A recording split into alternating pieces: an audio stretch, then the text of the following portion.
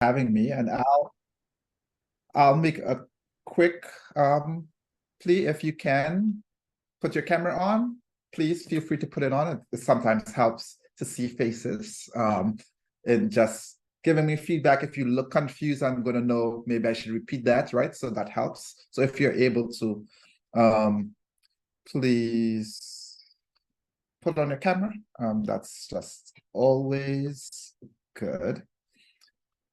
I'm going to share my screen, and I'm hoping you can see my screen. So you see navigating the path to Yes, we see it. Perfect.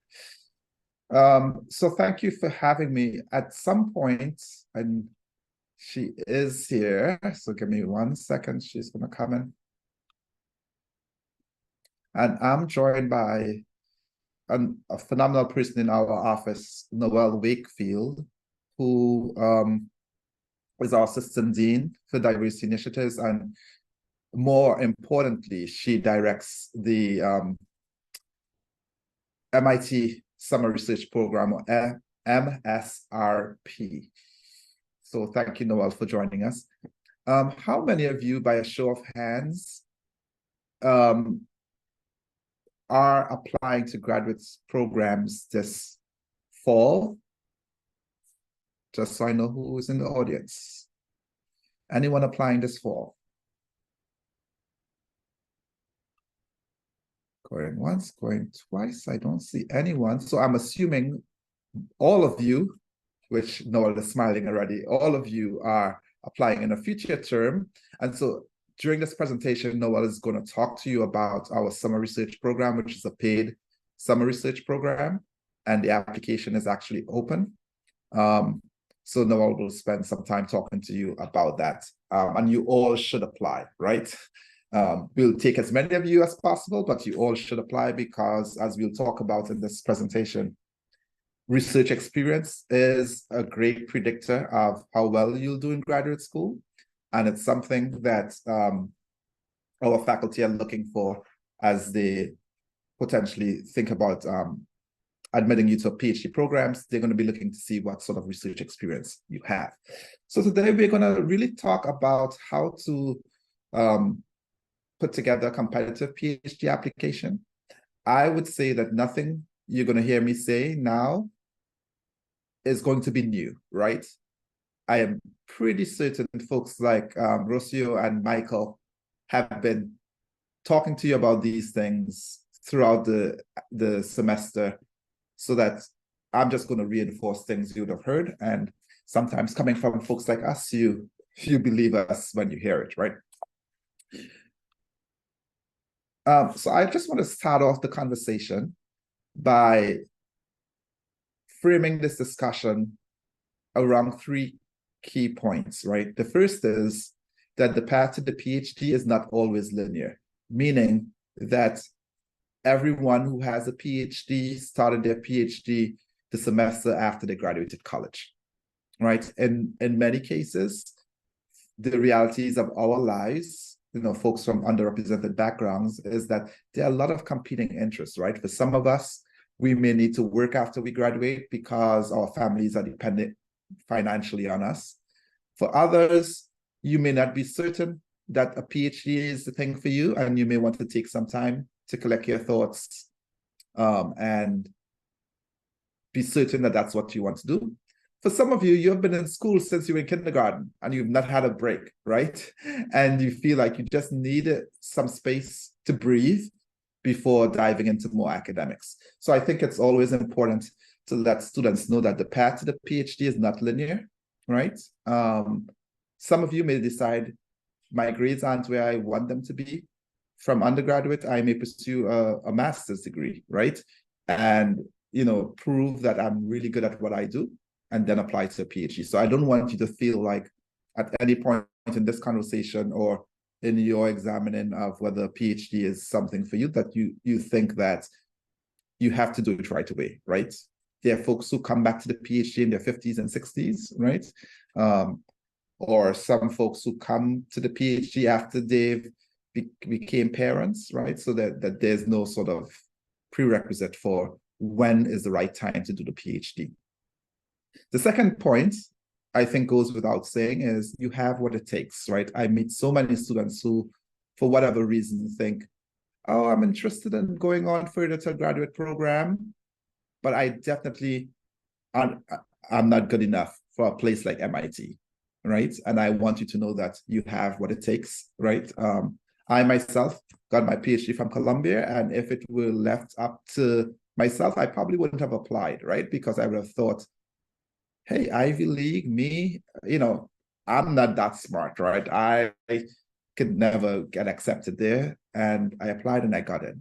And then finally, we need you. So folks like us, folks who look like yourselves, are really underrepresented in the academy, in research, in doctoral programs. And we need folks like you to revolutionize the sort of approaches to innovation and research, right?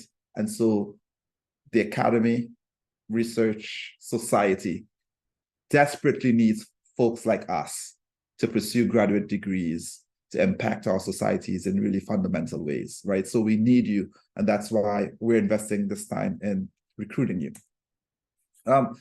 So starting off, I would like to think about what is a PhD program, right?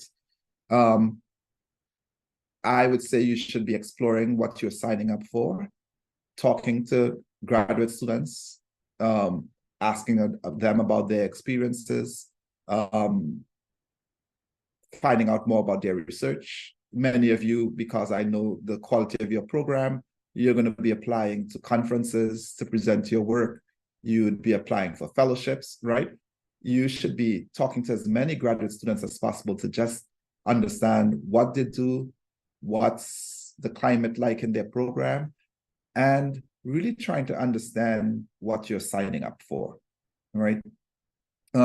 Increasingly, graduate school is competitive, meaning that there are way more applicants than there is space for graduate students, so that you should be thinking about what makes you uniquely qualified to pursue a graduate degree. I'd also want you to focus on the program and its outcomes, meaning both from your side, what are you going to use this program or this certificate or credential for, right? So think about what's your end goal, where do you see yourself in future years after you get this graduate degree, and also from the program's perspective, right? Where do your graduates go? Do they become faculty members? Do they go to industry? Do they start their own businesses, right? That'll give you a sense of what the program is really strong at. And at the graduate level, you're not so much thinking about school name, right? You're going to tie your interest in the program to the experts, the faculty experts that you get to work with. And then similarly, at the PhD level, you're going to focus on what is the expertise of particular faculty members. And you also want to be thinking about what's the climate like in the programs that I'm applying to for graduate students, particularly graduate students from underrepresented backgrounds, right? So you should be thinking about those aspects.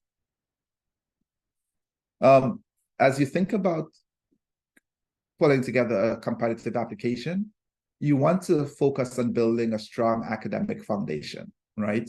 There is some misunderstanding usually that folks think that, oh, I need to have a 4.0 to get into the doctoral program. That's not true, right? Folks get admitted to doctoral programs, on the spectrum of sort of GPAs, but you want to have a GPA, I should say, that is as strong as possible that would make you competitive, so that won't be necessarily the deciding factor that would sort of, if they were comparing two students of similar types, that you won't necessarily be considered strongly, right? So you want to get as strong a GPA as possible, and also be thinking about what are the relevant coursework or research experiences that I should have for the field that I'm potentially going into. And that's another place where talking to graduate students who are doing the things that you want to do in the future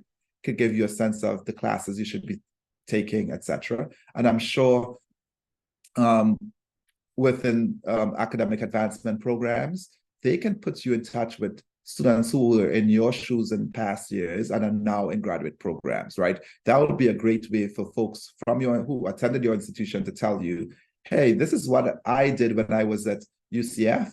And maybe also these are the things I wish I took advantage of while I was there that would have made me competitive for a graduate program. And then finally, you want to develop quality relationships with your faculty because one of the critical components of a the graduate application process is letters of recommendation. And so you don't want to think about your letters only in the semester in which you're applying to graduate school. You want to be developing those relationships so the faculty members can help you in terms of writing a really strong letter that shows that they know you, the quality of your research, and the sort of best they would be able to tell how well you'd do in graduate school via the letters. And I believe my next slide, I'm turning it over to Noel. All right. So as Denzel mentioned, having research experience is very important if you're going to embark down the graduate education route, specifically for PhDs, because unlike undergraduate, a small portion of your PhD time will be coursework, but the majority will be engaging in research and solving intellectual questions. And so one way to signal to folks that admissions committees that you will do well in graduate school and their programs is to have had and navigated research experiences, and then to get validation about your successes and capabilities to do research through your letters of recommendation, which we'll touch upon in just a bit. And so now that you all have decided or at least have an interest in graduate education, and the signal that I have for that is that you're here in this space, you want to think about what types of research experiences that you can get in order to prepare yourself and make yourself competitive for graduate education. So I do want to pause here and give a shameless plug for our MIT Summer Research Program, which is one of those ways in which you can get research experience. It's a 9-week experience where we bring you here to MIT. It's totally funded. So we pay for you to come to the Boston, Cambridge area, which is where we are located. You would live on our campus and you would fully immerse yourself in research. So 40 hours per week is the expectation. Now, we recognize that research is not the only important aspect of being or making yourself competitive or being a great graduate student. And so we also have 2 other components of our program. One is around co-curricular instruction and development. So all the things to prepare you for graduate school. So examples of that could be about how to communicate your research or how to prepare a competitive statement of objectives. And then there's a big community component. So no one completes graduate school on their own. And so we want to make sure that if you decide that MIT is the place for you, that you already have a network in place. And so that's a network of faculty and advanced graduate students, and then in some cases, each other. Now, I was a little curious about who was on the call, and I do see that one of our actual past participants for MSRP is on the call, Michael. And so, Michael, if you just want to unmute and just give us 2 sentences about like your experience for MSRP, because Michael did amazing during our program. So if you just want to like unmute and just 2 sentences about your experience.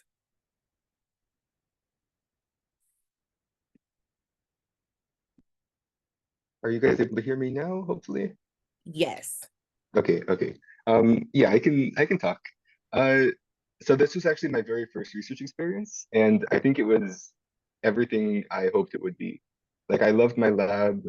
Actually, they also have an extension program. So I was able, because I'm majoring in biotechnology and computer science, so I was able to do all of the like wet lab research that I wanted to do over the summer, and then it perfectly transitioned into doing the computational analysis of that work at the fall back at UCF.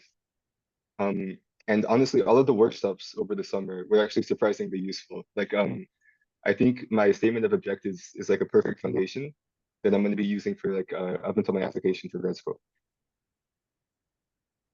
Awesome. Thank you, Michael. Sorry to put you on the spot, but Michael is probably used to it because during the summer, students, it's a very engaging program. And so we all kind of contribute to our discussions. So thank you for obliging, Michael, and just talking about your experience.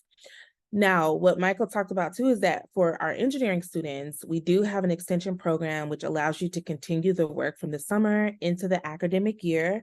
It's also paid as well. It's 10 hours per week, but it allows you to make more forward movement with your research so that in some cases, what you land with is publication. So some of our students have received publications out of participation in our summer research program and or a large enough body of work where you can then take that summer research that you worked on and sometimes the fall research and contribute it at national conferences or regional conferences to present your work and kind of hone your skills in terms of research communication and to add to your resumes or CVs as you're applying to graduate programs. Another demonstration of mastery of research and having had research experiences. Next slide, please. Now, we talked a little bit about, we mentioned statement of objectives, and Michael mentioned statement of objectives. It is one of the largest components of our graduate application. Now, at MIT, we have something called statement of objectives. It's a little bit different than maybe a traditional statement of purpose because it heavily emphasizes research experiences and academic experiences. And there's some space for you to talk personally about yourself. But by and large, there's a huge emphasis at MIT on talking and communicating your research experiences and or research that you'd like to engage with and connecting that back to the research that's happening at MIT. One thing to note at the graduate level, which is much different than undergrad level, is that at MIT, we're really decentralized. It means that each department has their own way of admitting students and criteria for admissions and what would make you a competitive applicant. And for that reason, one of the most important steps for our statement of objectives at MIT is making sure that you read the prompts completely and that you tailor and customize your statement of objectives towards the particular department that you're applying to. At MIT, unlike many other schools as well, you can apply to more than one graduate program during a cycle. And this is really important because we believe at MIT in interdisciplinary work. And so you may find many interests across departments, and you can apply to all of those departments in one cycle, which then makes me want to emphasize the point that you should really read the prompts and answer the question very directly for the program that you are applying to.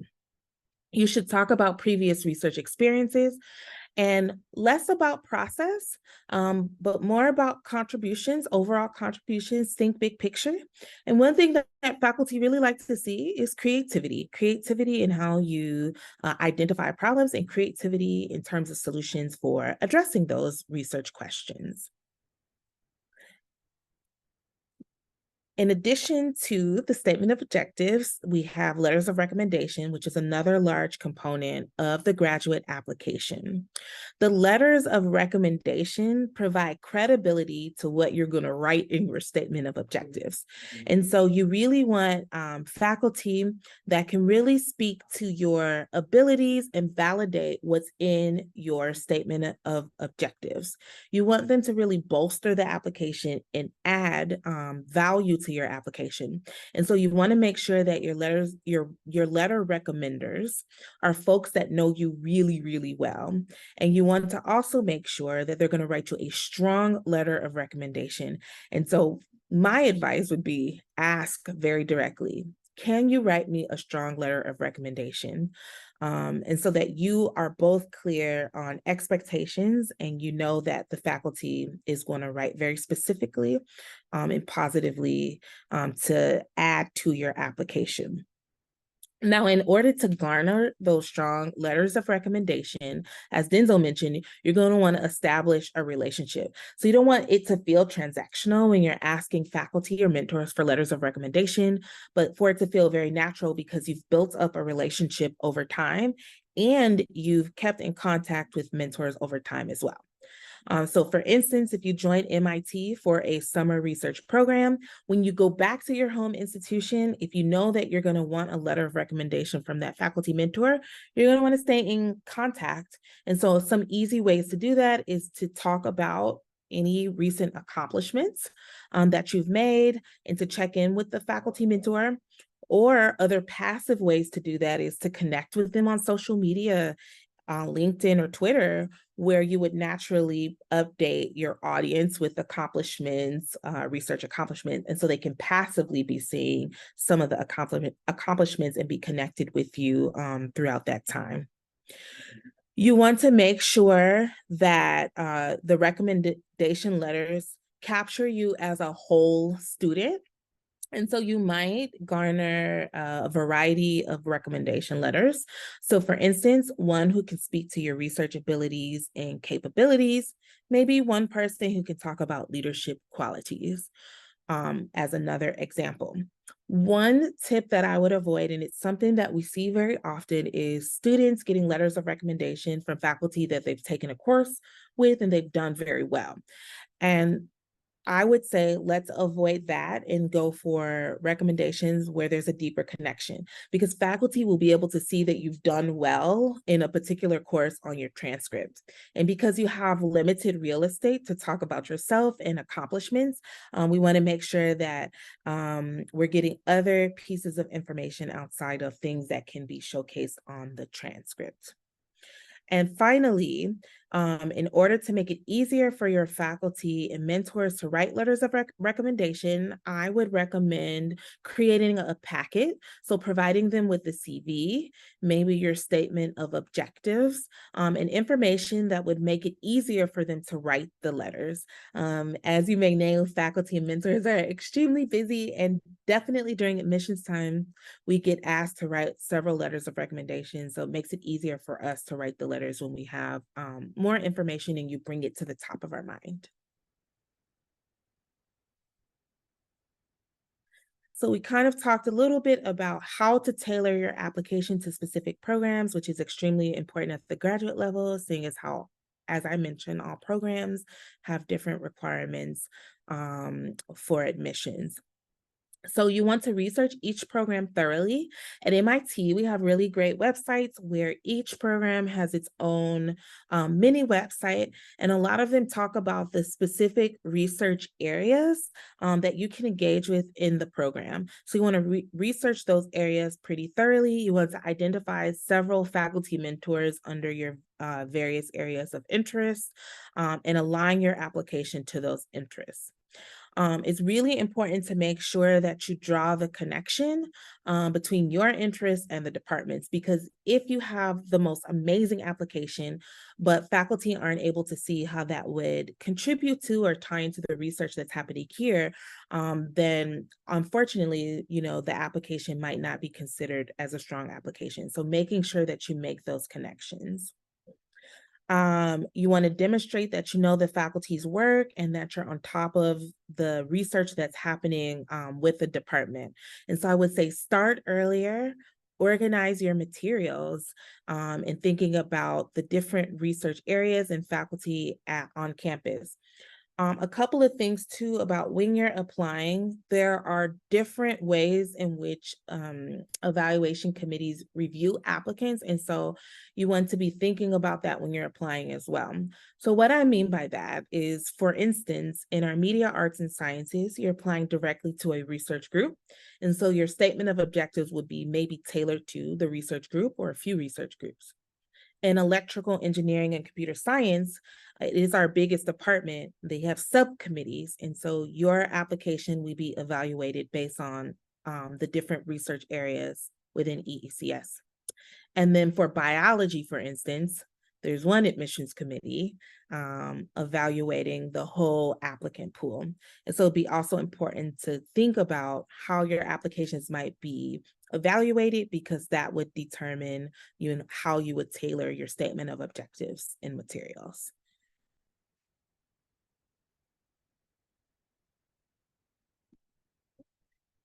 So I'll pause there for questions. And if there's no questions, I will hand it back over to Denzel.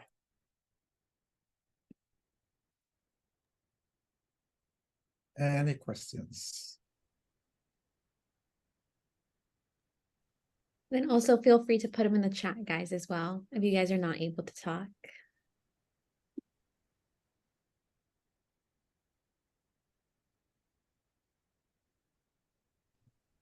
I guess I did have one question. So I wanted to ask, you're talking about how we could search up specific research areas that are available at MIT's graduate programs. Are there specific research areas for what will be that students can take up as a part of the MSRP? Is there any like websites for that? Yes, so Denzel popped in the main website for the MIT Summer Research Program. We are an institute-wide program, and so you can engage in research in any of our 46 departments, with the exception of biology and brain and cognitive sciences, because we have a sister program called MSRP Bio. Now, how we would match you if you're admitted to the program is on the application, you have an opportunity to identify 3 faculty that you're interested in working with. And we have a faculty mentor website, so you can get an idea of some of the projects that you can engage in, and you can use that to begin to fill in those preferences. And then if you're admitted, we match you based on those faculty preferences. Awesome. Thank you so much. And can I ask one more question, if that's okay?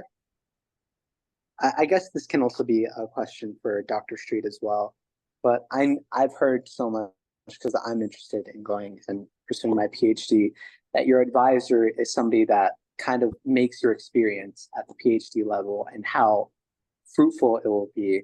So I guess when we're looking for an advisor, how do we get a better idea of their goals, how they work, and I guess the environment that they bring when us as future PhD students might join them?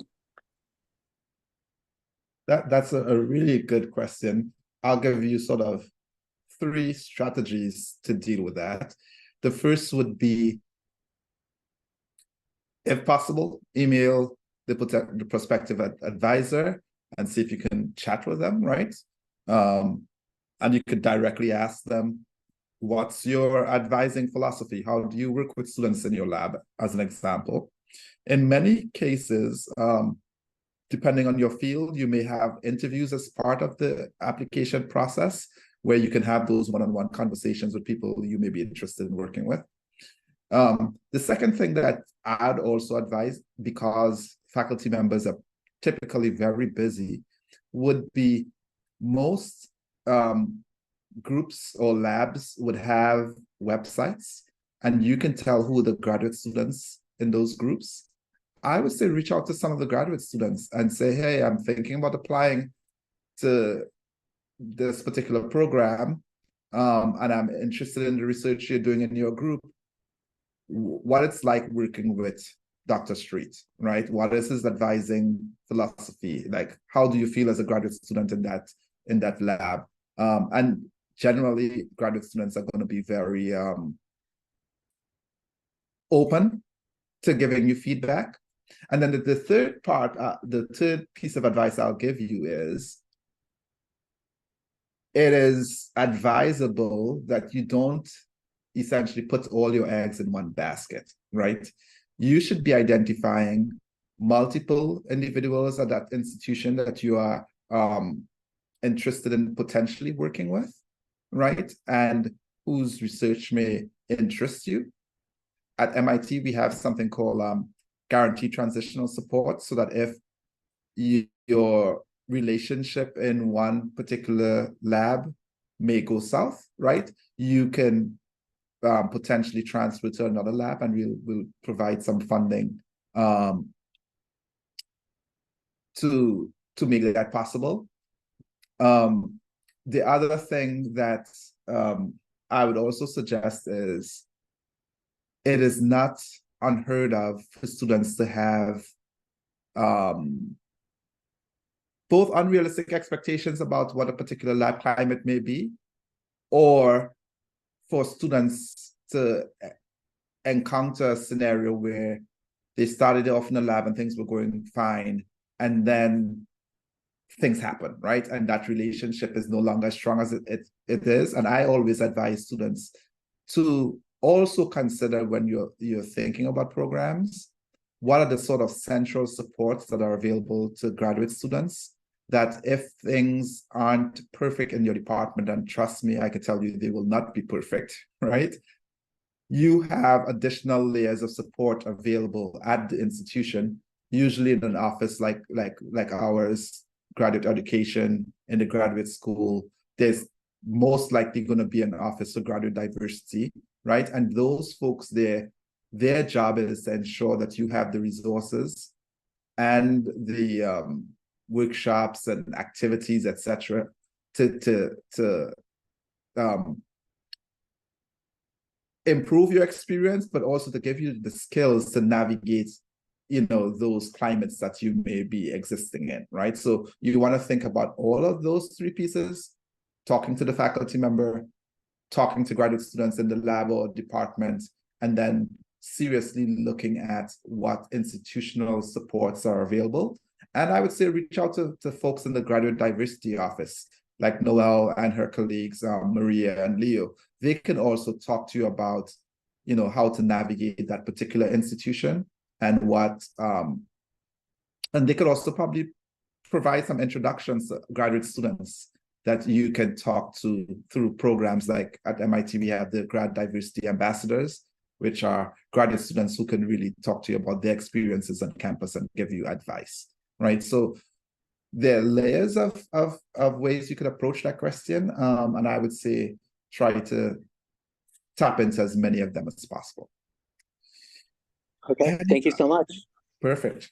Any other questions before we go into finances and I see other a question in the chat, Oh, sorry, I didn't look at the chat. and it just asked if applying to a number of research areas, would our application be considered weaker if the research experience at the moment of applying is not related to the PhD program that we're applying for? So I can maybe start. I think that at the transition from undergrad to grad is where we see also a lot of folks maybe changing direction in terms of their research interests. So it's definitely not uncommon. One thing that you'll want to make sure of is that you meet the coursework requirement for some of the programs as you're making the transition. And you also just want to maybe talk about what led to that transition. And you want to, leverage your research experience and make connections. STEM research is highly interdisciplinary, and there are transferable skill sets, even if you've applied them in different ways. And so I think you want to emphasize what those skill sets are that will enable you to be successful in the research program. So one of the things we talked about is creativity, or how do you pose research questions? And then what skills do you take to resolve those research questions? Well, those are universal skill sets, regardless of research area. And so those are some of the things that you want to focus on and emphasize as you're making that transition to a different research area. Perfect. And the only thing I'll add to Noah's response is many PIs and groups are trying to think about how do I have, as part of my lab, people with a wide range of skills, right? So think of maybe a sort of biology leaning lab for whom someone with great computational skills may actually increase the productivity of that lab. And while you may not necessarily have all of the biological experience, coming with that computational skill set is going to offer a great benefit to that group, right? So you also want to think, what are the things or the skills that would make me unique? What am I bringing to that particular program that may offer a sort of future direction in the research, or that could increase or improve what they're currently doing because I'm coming with a different perspective, right? And that's also why diversity is important, right? You are bringing something, a way of existing in the world, a way of thinking about the world that may be distinct from others in the group. And you want to sort of shine a light on what you're going to be bringing with you that is going to improve the quality of the research, the direction of the research, right? Or just fundamentally the productivity in that lab. I see another question in the chat that deals with finances. So I'll talk about financial considerations, and I'll tell you how we deal with your question at MIT, and then potentially what you should be looking for in other programs.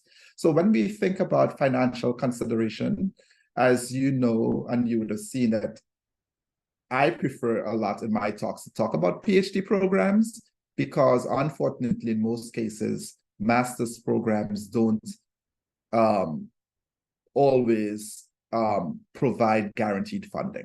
Right. So in most places, you're going to pay for a master's degree, or in some cases, even where there is funding available, it's not guaranteed, right? So you can't sort of be confirmed that you're going to have funding at the beginning. It sometimes works itself out, but you don't go into a master's program knowing somebody's going to pay my tuition, right? So that's why I personally talk about PhD programs. And as you think about PhD programs, they often, particularly at institutions like MIT, come fully funded, right? Where you're either going to be funded via a fellowship, meaning there's no service expectation, either because of something you do or your potential. You get a fellowship and that money comes to you just as long as you maintain academic progress. And additionally, you can either be a research assistant at Universidad RA, or a TA, a teaching assistant, and those two categories, RAs and TAs, are considered sort of employment categories. So in return for you being a research assistant or a teaching assistant, the institution pays you a salary or stipend, and would also cover your tuition, fees, healthcare. In MIT's case, we'll also cover dental and vision, right? So you wanted to think of that. And then there are some scholarships available that you could apply for that would help fund your graduate degree. And as I know in AAP, they also would suggest that you apply to fellowships like the NSF GIRFP, the Goldwater, etc., before you even, or concurrently while you're applying to graduate school, so that there are ways you can bring in external funds that could help fund your degree. You wanted to be considering the cost of living in the area. As I said, most doctoral programs are going to offer you some package in terms of stipend, employment, etc. And you want to see, can I live on that expected financial package in the area? And then this gets to the question we have from Robin. You may also have personal obligation, whether it's a family, either a family of your own, or your family back home, wherever home is, maybe depending financially on you. And you want to be thinking about, what are sort of my personal obligations and ways in which I can meet those obligations while pursuing a graduate degree. And to Robin's question, where Robin was stating that they are a non-traditional student, and was wondering regarding financial considerations, how one might navigate figuring out whether an institution has any supports in place for a trailing spouse or family. Many institutions, Robin, thanks, that's a great question, would provide some sort of support for graduate student families, right? At MIT, we have grants that would support graduate students with children. At other institutions and at MIT, you would also get the ability for family type housing, where they expect your spouse, partner, and kids may be living with you, so that there's facilities that would allow for that sort of family living arrangement. And one of the best ways to do that is just ask the questions, right? Some of the websites will go into great detail about, what are the supports available. But again, tapping into offices like Grant Diversity, we can help unpack for you what the particular institution may have available.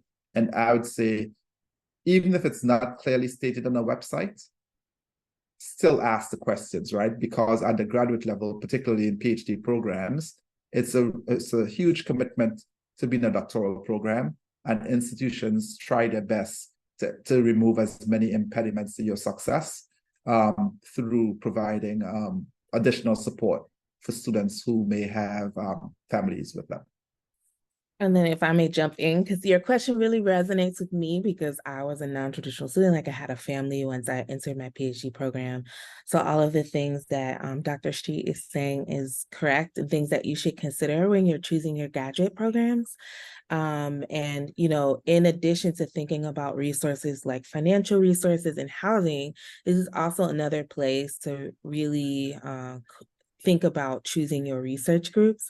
So for me, some other considerations were, what are the expectations of me as a person having a family in a PhD program in terms of my time commitment, and like, what are the expectations of the PI? So that was something else that I also considered when I finally chose my PhD like home, and more specifically the research group that I joined, because I wanted to make sure that I could like navigate that like fine balance of like the personal life and then like being successful and meeting the obligations of my grad program. Perfect. And to close out on the family question is, similarly, you want to see what are the resources, the sort of non-financial resources that are available on the campus, right? A lot of graduate programs would have the ability, for example, for your partner or spouse to get an institutional ID, right? So that they could access libraries and other spaces. There may be programming, there may be daycare for graduate students with young children. You want to ask those questions and look for those resources, because there are a lot more perks besides just a family grant, right, or child grant. There may be central resources available for graduate students with families. And then finally, some other considerations as you think about graduate school. You want to think about location, right? So that if I hate the cold, you won't go to University of Alaska, right? Or another example often that students raise is, hey, I know I have either older parents or some sort of challenging health issues with my parents or family members, and you may want to remain close to home. So you want to think about those considerations. You want to think about, what's the culture on a particular campus? Is this a place that I can see myself thriving? What's the sense of belonging, right?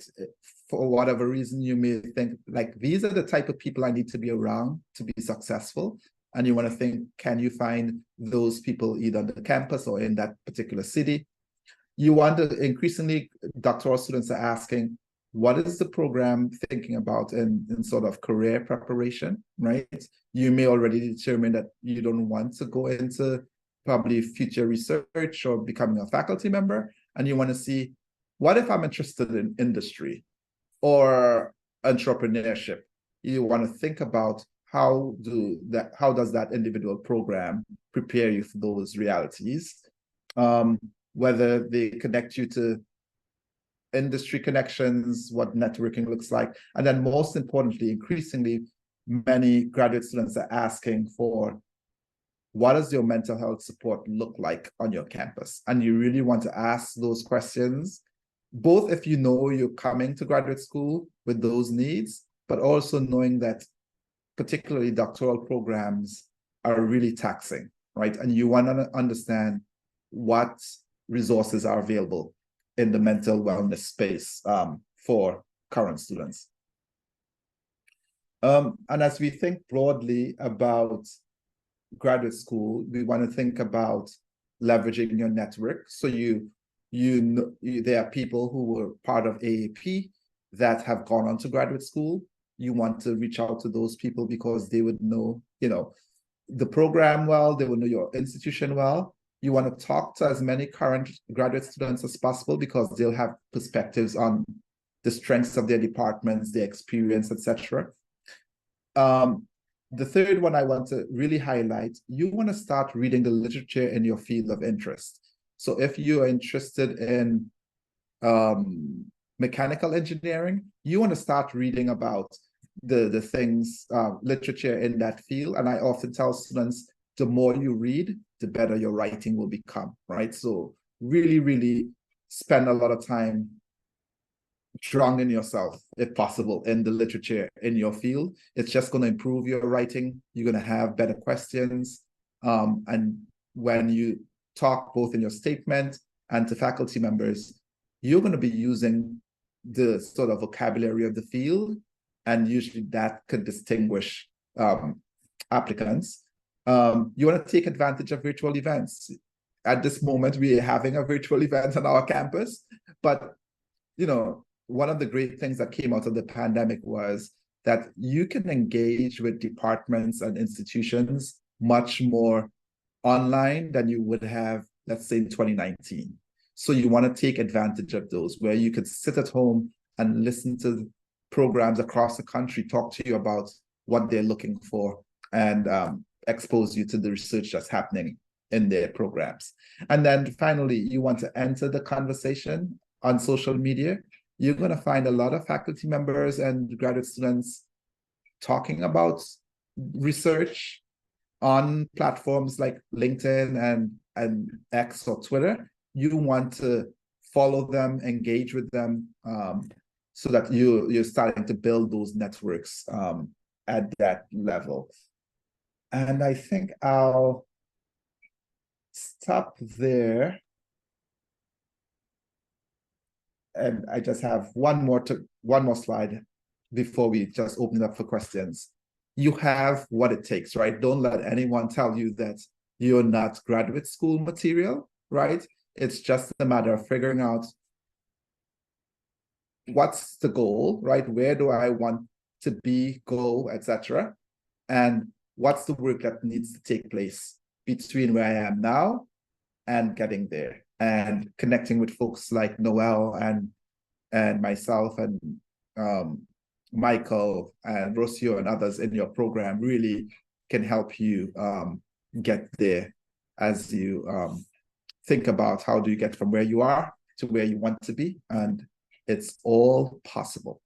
And I'll stop sharing there, and then we'll open up for the final 7 minutes to ask any questions you may have.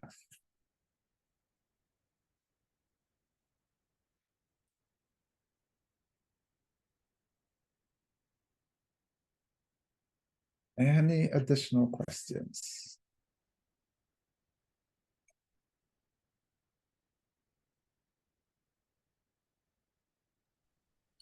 I guess it's not really a question. It's just a thank you so much for coming out and talking with us. I really appreciate it. I learned a lot, especially.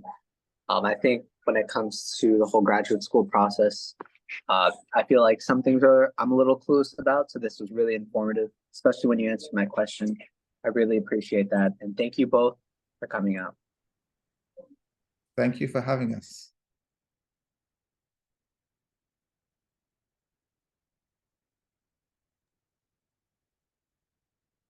And I would say if you don't have any questions top of mind now, it's okay. We have an open door policy at MIT. So, you can reach out to us even beyond today's event if you have any questions. So we'll provide Michael with our information to provide to you all if you don't already have it. And we're not just saying contact us, but really we mean if you have any questions, you should feel empowered to contact our office and our team, and we'd be more than happy to help you navigate that question and or connect you to our resources and partners on campus as well. And Noel, quickly, do we have any more info sessions on MSRP? We do have an MSRP info session coming up on December 7th, so we can also follow up with the information about our information as well. But if you have questions about how to like prepare a competitive application, which will be useful for our program, but any other summer program that you might decide to apply to, then we would encourage you all to join us on December 7th. So we're going to answer questions, and we're just going to talk about how you navigate like applying to graduate programs. So we'd love to have you join us, and we'll also follow up with information about that. We'll provide to Michael to provide to you all. Perfect. And I think that brings us to our end. So thank you so much for hosting us. Nice, great questions. Always great to engage with UCF students, and we'll be in touch. Just reach out to us, and as Noel said, whether it's MIT or elsewhere, our job is to diversify the PhD, and we'll help you get there, right? So take advantage of the services we offer, and we're always willing to chat. Thank you so much, guys. I really enjoyed our session. I felt really empowered. I'm in grad school right now, and I just felt super empowered just listening and hearing you guys. So thank you guys so much for all the words and like the insight that you guys shared. And our quick email is graddiversity@mit.edu. So if you wanted to catch us, but we'll make sure we send back to the team all of our contact information, but graddiversity@mit.edu. Thank you, Noel, for putting it in the chat. All right, be well. Thank you so much, and Thank you, we'll be everyone. in Thank touch. you.